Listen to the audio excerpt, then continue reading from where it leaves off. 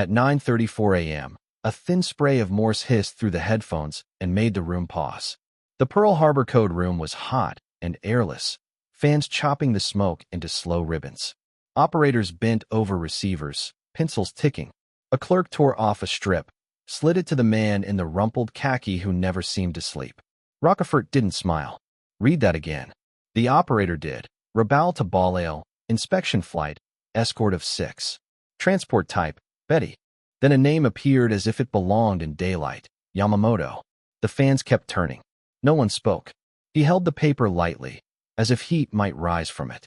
Coordinates, times, altitude, casual details wrapped in Japan's newest naval cipher, Jan 25D. They'd been unpicking that book for months, thread by thread, learning the habits of weary staff clerks. One foolish message now had set a bright pin on a map across open water. If this is right, someone breathed. We know where he'll be and when. No one answered. Victory felt indecent, like gloating in a hospital ward. The translation climbed the chain, crossing the base in a locked pouch, then the continent in a diplomatic bag. In Washington, men bent over the same page under kinderlight. On the wall, the Pacific looked tame, paint blue and obedient, while a forefinger traced a path across it, as if that could command weather and luck. The words themselves were ordinary, a morale tour to forward fields, but their effect was not. The architect of Pearl Harbor, punctual to the minute, was about to fly through a net woven from his own radio. Rockefort wrote the entry in his log with small, neat letters and stopped short of the word everyone tasted and no one said. He set the page under a coffee cup to pin it to the earth. The risk was the size of an ocean. Strike, and the enemy might discover their codebook lay open, hesitate, and the chance would sink with the sun. Intelligence warned of darkness if the Japanese changed books. Operations spoke of ships burning in this same harbor, of names carved into chapel wood. Between the two, a silence like a held breath. He didn't sit in the room where the final voice spoke, but the order reached him in a tone almost casual, cruel only in its brevity. No slogans, no talk of revenge, just a time, a point in the Solomons, and a flight of American P-38s that would appear there without ever speaking on the radio. Elsewhere on the map, boys were taping extra tanks to wings not meant to carry them, swearing at stubborn fittings, memorizing a minute hand. Here, headphones pressed deeper into hair, the ocean static rising and falling like breath. Afternoon laid a bruised color over the base. Harbor water lapped at pilings that had once boiled. Somewhere, a laugh broke and died when its owner remembered. Rockefort stood at the doorway and listened to the fans. He thought of the way a nation wakes wrong and never forgets, of duty and mercy, twin words that can excuse the same act, of a punctual man stepping into a bomber certain of the privacy of his weather. He told his watch section what mattered. Nothing leaves this room. Everything that twitches on the band is written down. Confirmation came from the outstation that had tugged the first thread. Same route, same hour. If the sky stayed clean and the schedule kept its religion, Blue Water would hold a meeting arranged by numbers. It was beautiful the way a trap looks to the one who draws it. Ugly to anyone else. By evening the light went the color of old honey. Operators rotated, shoulders stiff, ears ringing with ghost code. On the far strip, ground crews were painting grease pencil on canopies, counting fuel to the pound. In the jungle 1,000 miles away, engines would cough and settle, then rise into a low, sea-skimming line that left no radio trace. There would be no chatter, only the tick of clocks and the ache of hands on throttles. Rockefort laid the decoded sheet flat and smoothed its corner with his thumb until the paper went soft. He could feel the future leaning on it. If the strike succeeded, he and his men would say nothing and move to the next intercept as if this one had been a weather report. If it failed, rumor would travel faster than aircraft. Either way, the room would go on. Fans turning, pencils tapping, the ocean forever trying to talk, and someone here stubborn enough to listen. Night gathered. A bugle called somewhere beyond the walls. Forks clinked in a mess hall. A launch engine droned across dark water. He switched off the lamp and left the page where it lay, pale in the machine glow. The harbor breathed, and the building breathed with it. The war had waited since December for a minute like the one now walking toward them. Far to the southwest, goggles were wiped with tired thumbs, Maps were folded along greasy creases, and a row of silver noses turned toward a horizon no one could see. The radios would stay dead. The air would glitter with heat, and above a strip of empty sea, at a point chosen in whispers, a moving that would match a name on paper, and the world would narrow to the space between a trigger and a heartbeat. Where are you watching from? Let me know in the comments below, and don't forget to subscribe to this channel. The conference room in Washington was dim, its blinds half drawn against the bright noon sun. A wall map of the Pacific stretched across one side. The ocean a pale blue field marked with pins and strings, a geometry of war. Coffee steamed on the long oak table. No one touched it. The men inside had been called on short notice, and even before the door closed, they knew this was not another routine intelligence update. The decrypted message lay in the center of the table, weighted by a glass ashtray. The ink was already smudged from being handled too many times. A single line was circled in red. Admiral Yamamoto. Inspection flight. Bougainville. April 18, 0934. Admiral Chester Nimitz leaned forward, elbows on the table, reading the line again as if the meaning might shift under his gaze. "Gentlemen," he said quietly, "if this is true, we're holding lightning in our hands." Across from him, a Navy intelligence officer adjusted his glasses. "It's authentic, sir. The frequency, the call signs, everything matches the combined fleet's transmission style. Our people in the Pacific have confirmed it." Another voice, older, lower. "Then we've just been handed the head of the Imperial Navy." But no one celebrated. The air in the room thickened instead. To act meant more than launching fighters. It meant killing a specific man, by name, by schedule, by arithmetic precision. For the first time in the war, they could strike not an army, not a ship, but a mind. Someone near the wall broke the silence. "We'd have to fly from Guadalcanal. For 100 miles beyond our usual range. Maybe more." "We can make it work," came the reply. "P-38s with drop tanks. They've been tested for long-range intercepts." "That's not the issue," Nimitz cut in. "The issue is whether we should." The word should landed hard. Around the table, papers shifted, pens clicked. The moral weight of it pressed down heavier than strategy. Yamamoto wasn't just another target. He was the man who had once written, "For 6 months after the war begins, I will run wild. But after that I have no expectation of success." He had been right. Those 6 months had carved the Pacific into graves. One officer said what many were thinking: he planned Pearl Harbor. He killed our boys. If this isn't justice, what is? But a civilian aide shook his head. "Justice, maybe. But if they realize we've broken their code, we lose everything. Every message, every convoy, every warning, gone." A voice from the corner, dry and calm. "Then make it look like luck." It was President Franklin D. Roosevelt's directive, passed down through a single sentence that would never appear in any record: "Get Yamamoto." With those 2 words, Operation Vengeance was born. The planning began within hours. Charts were unrolled, compasses aligned, and fuel consumption numbers penciled down to the ounce. They chose 18 P-38 Lightning fighters, the only planes capable of reaching the intercept point and making it back. No escorts, no radios once airborne. Silence was their camouflage. Major John Mitchell was selected to lead the mission, a calm, methodical pilot who'd seen enough of war to stop believing in luck. His squadron gathered in a tent on Guadalcanal 2 days before launch. The humidity made the air thick as soup, and mosquitoes whined under the bare bulb above them. Mitchell unfolded the map and pointed at a faint line drawn across the blue expanse. "This is the route," he said. "We fly low, 50 feet above the sea, to stay under radar. No chatter, no second chances. If you see him, you shoot. If you miss, you keep flying. We can't risk a dogfight. We'll have fuel for exactly 1 pass." A few men exchanged uneasy looks. One of them, Lieutenant Rex Barber, muttered, 1,000 miles of ocean for 10 minutes of history." No one laughed. Outside, engines coughed as mechanics tested fuel lines. The sound was steady, rhythmic, the heartbeat of something vast and terrible about to move. They were told the target was a high-ranking officer. The name Yamamoto was not spoken, but they all knew. It was written on every face. That night, Mitchell sat alone in his tent, reviewing the orders one last time. The moonlight came through the canvas, pale and ghostly. He ran his thumb along the edge of his flight map and thought of the men at Pearl, of the smoke still rising in memory. He did not think of honor or revenge, only of the strange quiet that came when duty left no room for either. At dawn, the squadron assembled by their planes. The airfield shimmered in heat, and the horizon looked like melted glass.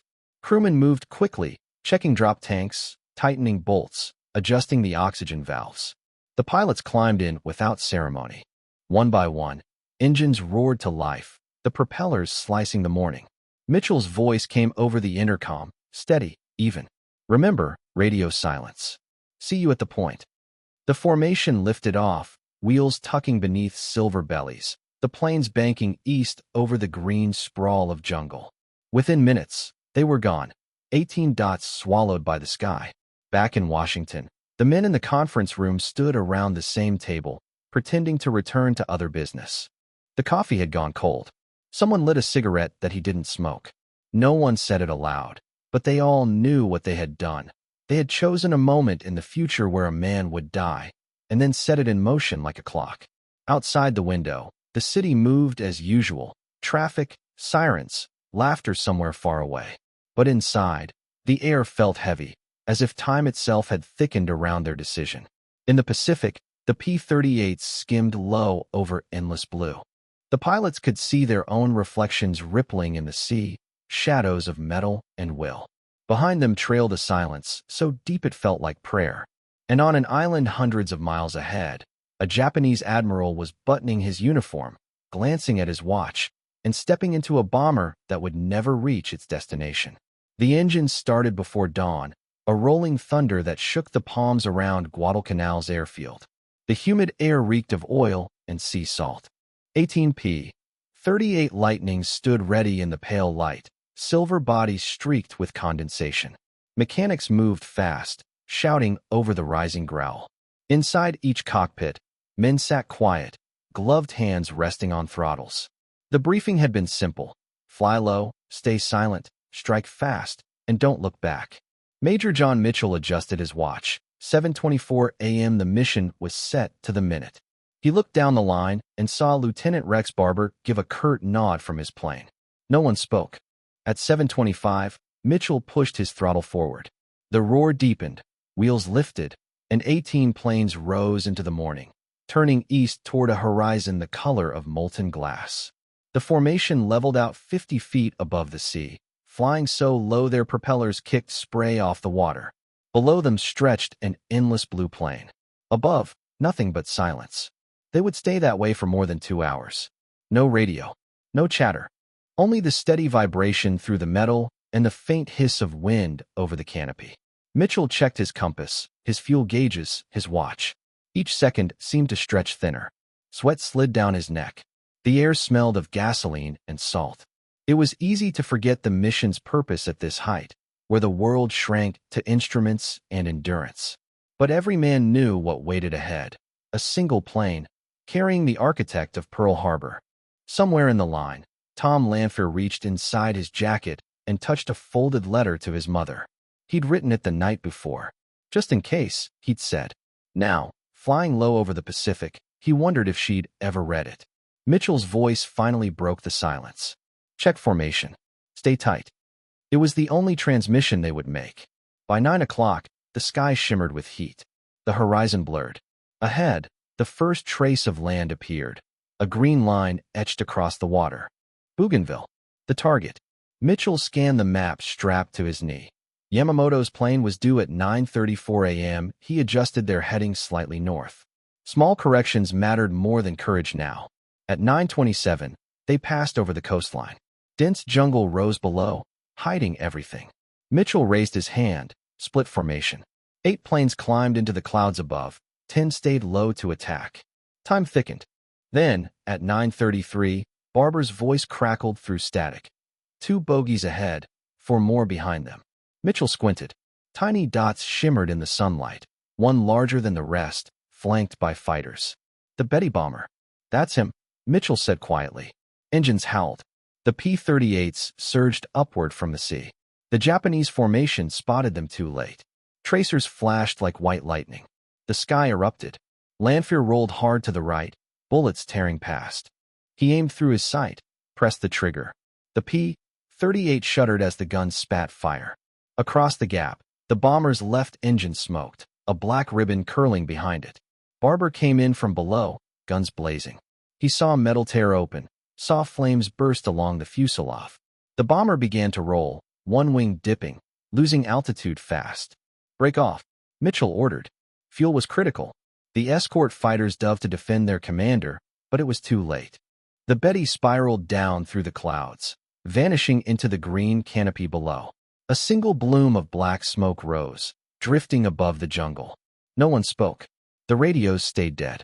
Mitchell banked west, signaling the retreat. Their fuel margin was razor thin. The ocean waited below, ready to swallow any stragglers. As they turned for home, Barber looked once more at the smoke rising in the distance. He felt no triumph, just the hollow weight of finality. "We got him," someone murmured, maybe to convince himself. The formation dropped back to wave height, the Pacific stretching endlessly ahead.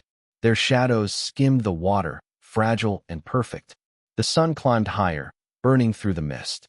The mission was over, but no one cheered.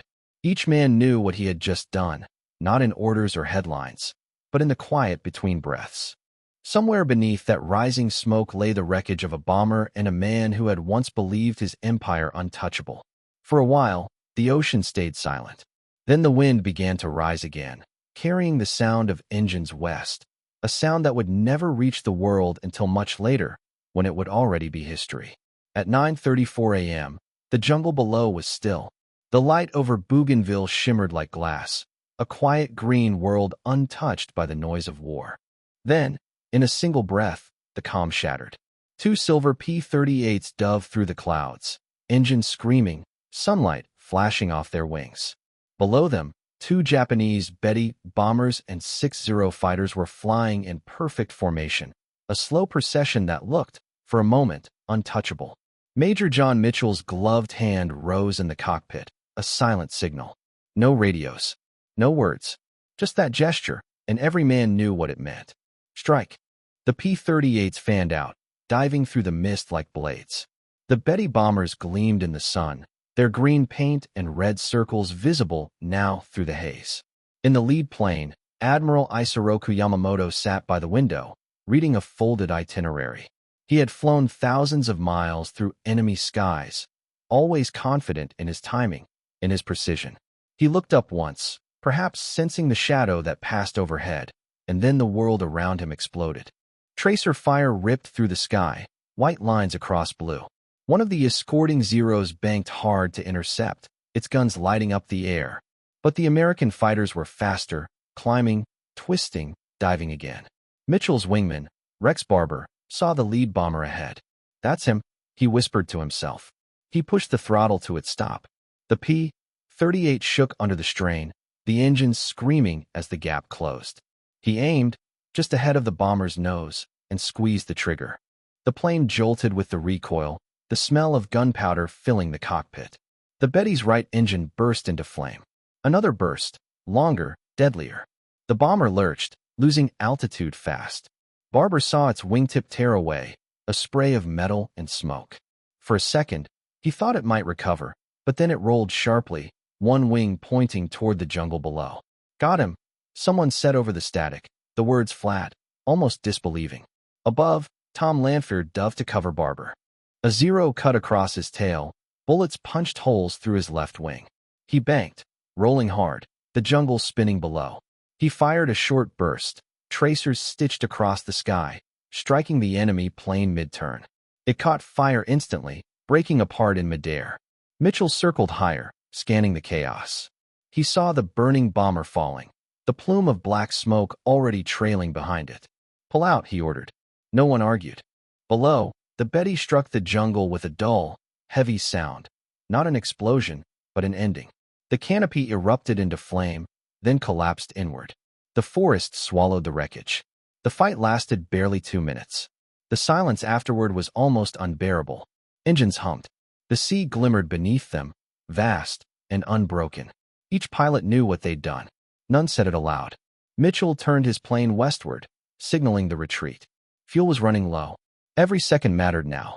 Behind him, the column of smoke from the crash was fading, curling into the tropical haze.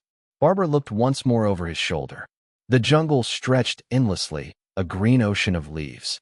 Somewhere down there, amid the wreck and flame, lay the man who had planned Pearl Harbor, the man who had once promised Japan 6 months of victory. And now his time had stopped, literally. Later, they would say his watch, a silver Psychotia, froze at 9:45 a.m. the moment his heart stopped. The mechanism inside it did too. As the planes climbed back toward the clouds, the men said nothing. There was no cheering, no triumph. Just exhaustion and a strange, quiet awareness that history had turned in the space of 11 minutes. They had killed not just an enemy, but an idea, the invincibility of the empire that had once burned Pearl Harbor. Yet as Mitchell checked his fuel and adjusted his heading, he knew the hardest part was still ahead. They were 400 miles from home, over open ocean, with the sun rising higher and their tanks nearly empty. He pressed the radio switch once, breaking the silence at last. "Form up. We're going home." In the distance, the island disappeared beneath a haze of heat. The ocean spread below, endless and bright. No one looked back. But each man, in his own mind, saw that single column of smoke rising from the jungle and felt the same cold thought, that somewhere, somehow, they had just changed the course of the war. And as the formation turned south, the Pacific swallowed the echoes of the battle. The jungle grew quiet again, the air heavy with the smell of burning fuel. At 9:34 a.m., the world had held its breath. By 9:35, hell had opened its eyes. The ocean stretched forever, blue, blinding, merciless. The battle was over, but the war inside every cockpit had just begun. The 18 P-38 Lightnings that had struck Yamamoto were now scattered across the sky, thin trails of smoke marking the ones that had taken hits. Below them, the Pacific shimmered like metal. There was no sound but the steady thrum of engines and the faint hiss of wind through bullet-torn wings. Fuel gauges trembled near empty. The formation that had started in perfect precision was breaking apart. One plane lagging behind, another wobbling on a crippled propeller. Major John Mitchell forced himself to stay calm. His eyes flicked between compass and fuel, between sky and sea. "Hold formation," he said quietly into the radio, though static swallowed half his words. "Just hold." No one answered. Talking now would cost concentration, and maybe fuel. The silence pressed in like weight. The heat inside the cockpit was suffocating, sweat pooling under flight suits. Every pilot knew what a single miscalculation meant. A slow descent into the water, then hours, maybe days, drifting until the ocean claimed them. Tom Lanfer looked down through his canopy. The water was calm, almost beautiful, the kind of stillness that mocked them. He whispered into the mic, voice dry and cracked. "If the Japanese spot us now, we're fish food." No one laughed. The minutes stretched. The island of Bougainville had long vanished behind them, swallowed by haze. Ahead was nothing but horizon. 400 miles of open sea between life and oblivion. The engines droned like a single heartbeat, fading and returning in rhythm with the fear that pulsed in each man's chest. Mitchell checked his map again, the paper trembling in the airflow. Every few minutes he recalculated, tracing invisible lines back toward Guadalcanal. There was no room for error. He could feel the vibration in his bones, the way the P-38 struggled against its own weight. One more hour, maybe less, before the tanks ran dry. Suddenly a voice broke through the static. Faint, panicked. "I'm losing pressure, left tank's gone." It was Lieutenant Hines. His plane began to drop from formation, its right engine sputtering, coughing black smoke. Mitchell turned his head just in time to see it spiral downward. For a moment, it looked like Hines might recover. Then the P-38 hit the surface. A flash of spray, a bloom of white foam, and then nothing. The ocean smoothed itself over, indifferent as always. "Keep flying," Mitchell said. His own voice sounded foreign to him. "Don't look back." Lanfer gripped the controls tighter, jaw clenched. The silence after the crash was worse than the explosion itself. They all knew what it meant. One gone, maybe two, maybe more before they reached land. The sun climbed higher. The air shimmered. Another plane fell behind, fuel gone, propellers slowing. The pilot's voice came over the radio, calm, steady. "Tell them we did it." Then the line went dead. The P-38 glided downward, touched the sea, and vanished into silver. Hours blurred into one long moment of endurance. The men stopped thinking of glory or revenge. There was only distance and fuel and hope. By the time the first outline of Guadalcanal appeared on the horizon, half the formation was gone. The remaining planes limped toward the island, engines coughing, exhaust smoke streaking behind them like ghosts. Mitchell felt something twist in his chest, relief tangled with guilt. "Home in sight," he whispered. The landing strip shimmered in the heat. One by one, the surviving P-38s touched down, tires screeching on cracked pavement. Mechanics ran forward, shielding their eyes from the dust. The planes rolled to a stop and went silent. Mitchell sat motionless in his cockpit, breathing hard. The air smelled of oil and burned metal. Around him, the other pilots stayed seated too. No cheers, no words. Just that stunned stillness of men who had come back from something the world would never quite understand. When he finally climbed down, his legs nearly gave out. A young ground officer ran up, face pale. "Sir, did you?" Mitchell nodded once. "It's done." The words felt heavy, final. No one asked how. They all knew better. Orders came that night from command. The mission was classified. No reports, no photographs, no talk, not even among themselves. Operation Vengeance would not exist on paper for decades. That night, as darkness fell over Guadalcanal, the pilots gathered near the mess hall, sitting in silence. The jungle hummed with insects, and somewhere far away, thunder rolled across the sea. Barbara lit a cigarette with trembling hands and said softly, "We got him. But why doesn't it feel like winning?" Mitchell didn't answer. He looked out toward the black horizon, where the ocean met the sky, the same ocean that had taken their friends, the same sky that had carried them to history.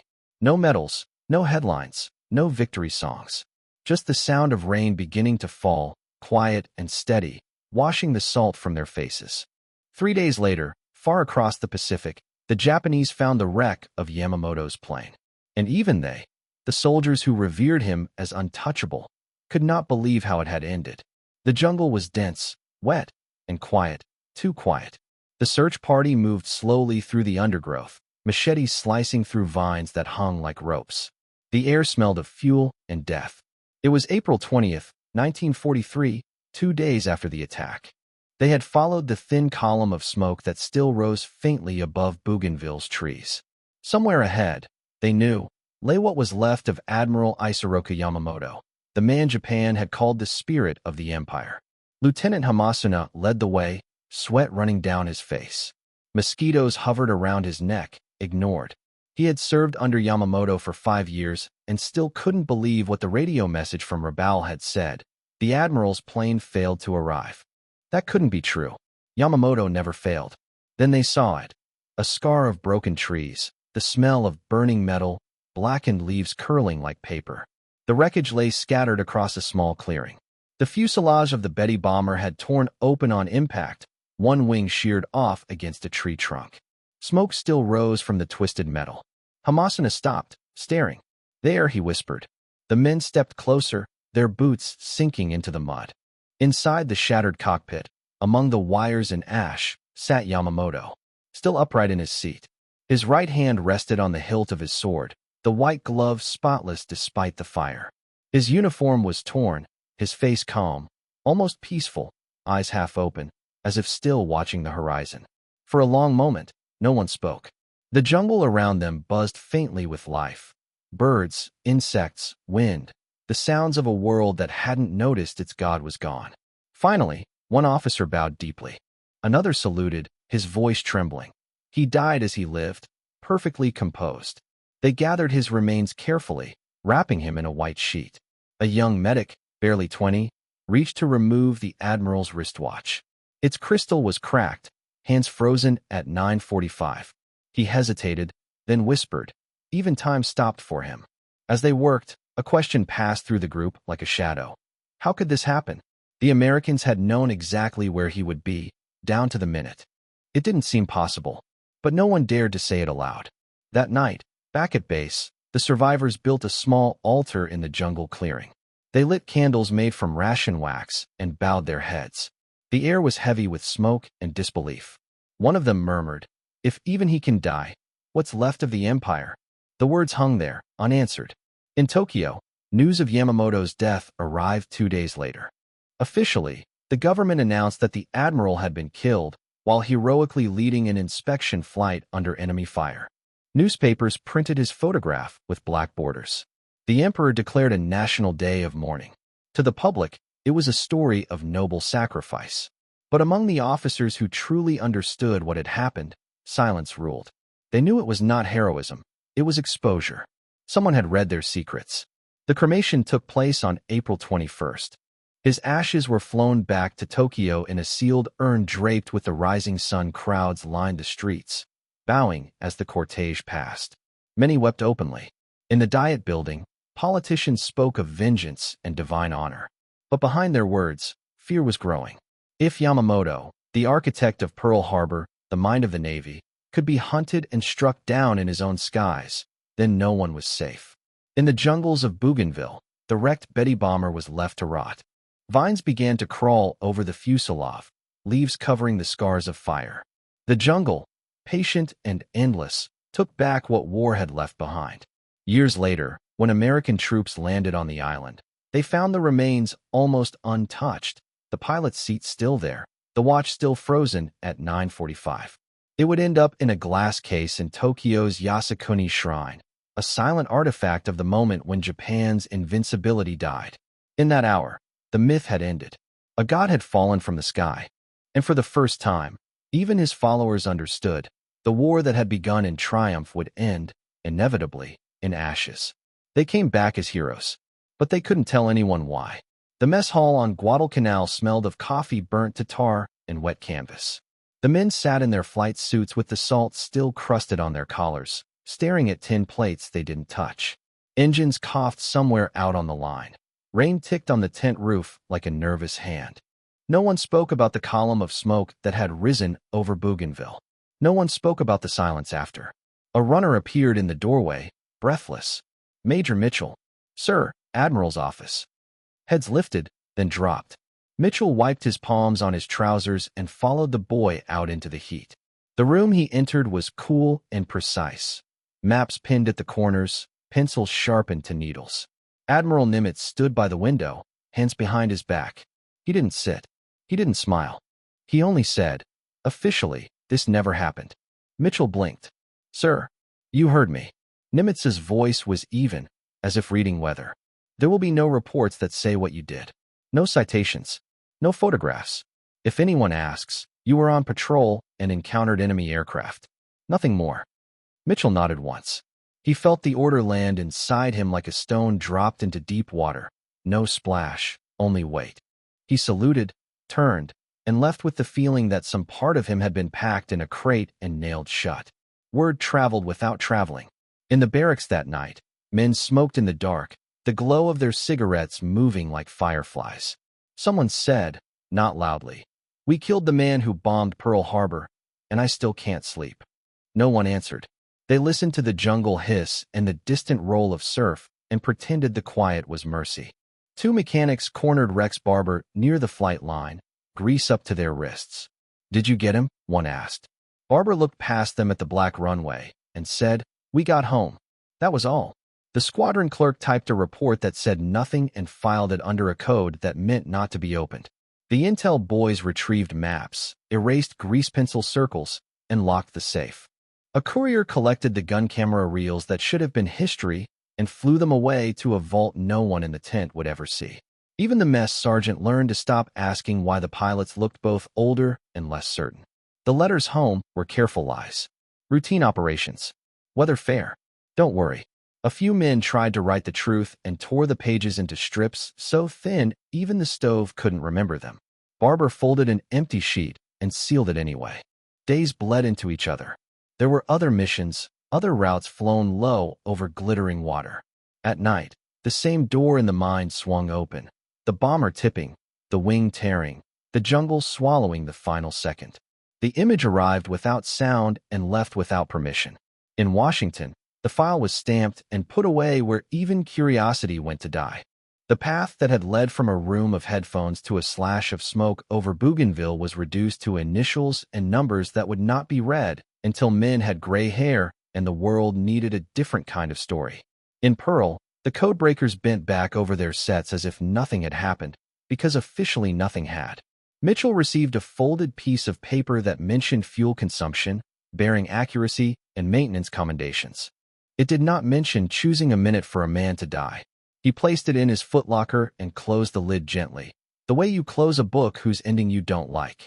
The only celebration came in the form of silence. No questions at chow. No toasts in the tin roof bar. The ground crew changed a cracked tire on a plane that had carried history and discussed the weather.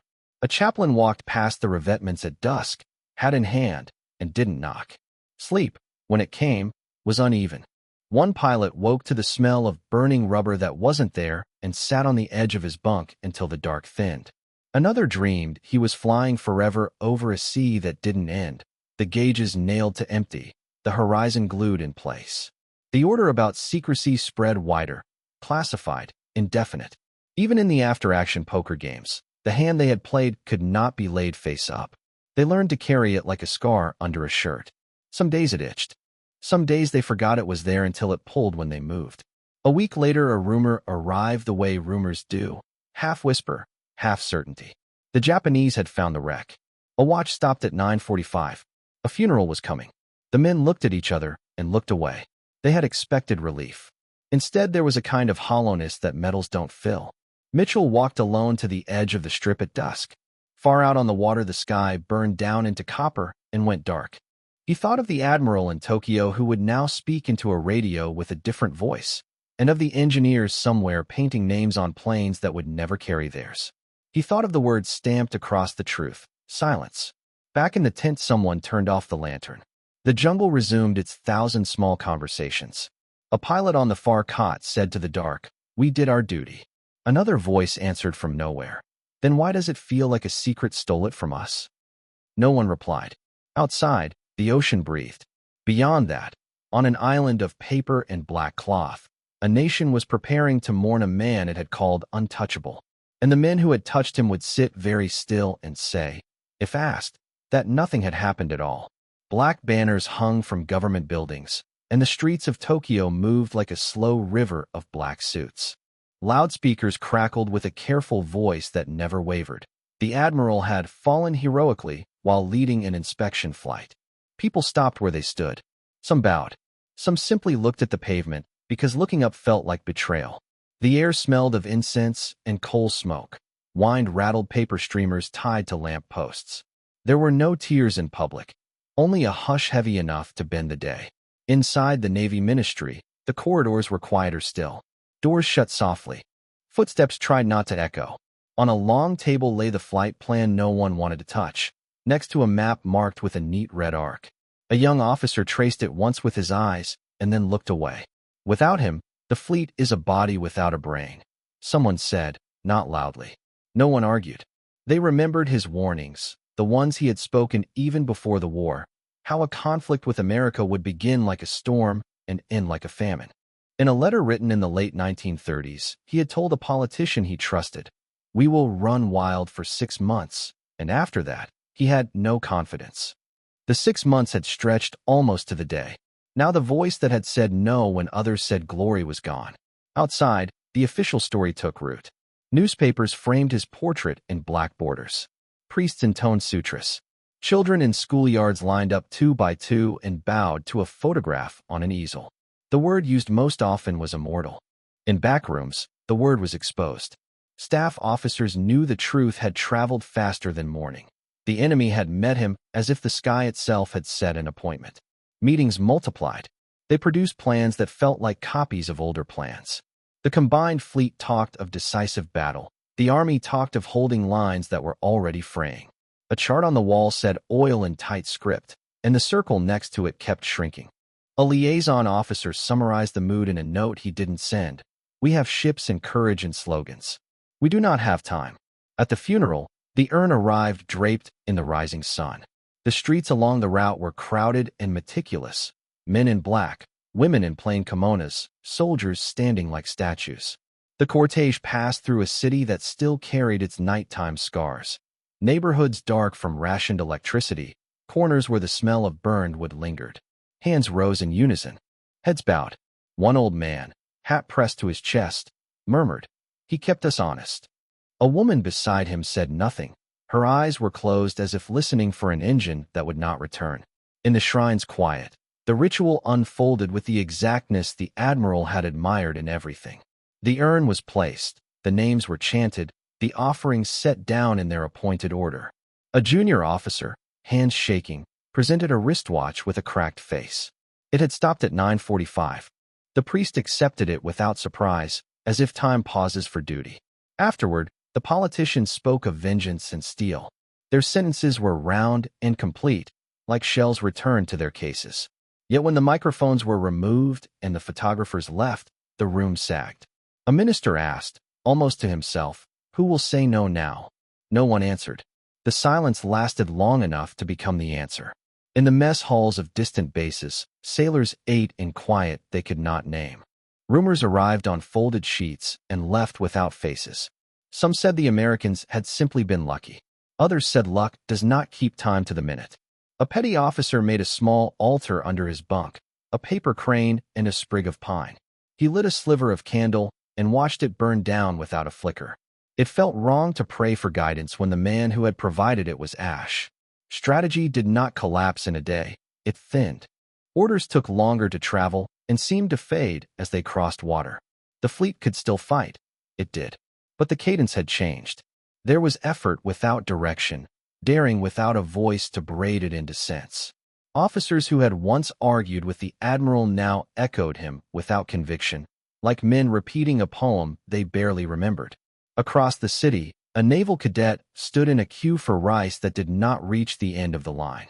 He stared up at a poster of planes banking in formation and said to his friend, "They told us gods do not fall." His friend shook his head. Then they were not gods. The cadet folded the thought into his pocket like a contraband ration. In homes with shuttered windows, mothers smoothed uniforms that would soon be too thin for winter. In factories, women tightened bolts until their palms blistered and listened to the foreman read the announcement again. In a small office near the harbor, a clerk stamped the date on a telegram and felt the ink bleed. "National Mourning," the page said. His hand wrote the words without believing them. Night drew its curtain early. The city exhaled into curfew. Somewhere a radio played a march at low volume, a tune that had sounded like promise a year before and now ran like water over stone. On a rooftop, a lieutenant looked out over the black-spotted grid of Tokyo and tried to think in straight lines. He managed a single conclusion that felt like treason. We lost more than a man. We lost the only doubt we trusted. Far away, on an island where men had flown and returned with their mouths closed, a different quiet held. The world would later call it history. For now, it was two silences facing each other across an ocean, one draped in flags, the other in orders stamped classified, indefinite. And in that gap grew the question that would not leave either shore. Was this justice that steadied a winning hand, or vengeance that would keep a man awake long after victory slept?